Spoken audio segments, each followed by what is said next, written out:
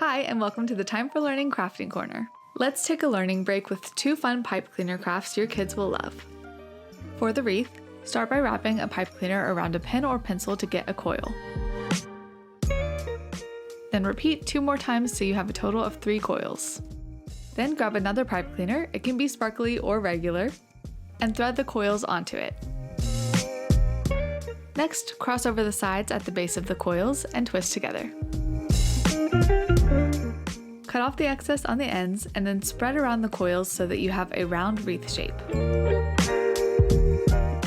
Now it's time to add your embellishments. You can use rhinestones, glitter glue, beads, anything you have lying around.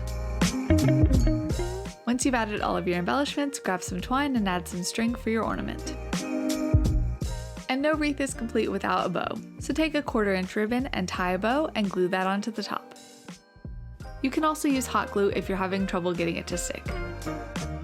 And the best part is, you can get creative and do this with as many colors and textures as you like. For the Christmas tree, start by folding a pipe cleaner into a triangle, making sure to leave about half of the pipe cleaner left as a tail. Now twist the top together and fold down the tail. Now grab a bead and thread it up the tail until you reach the base of the triangle. We're going to be wrapping the tail around the triangle in a zigzag formation, adding beads as we go.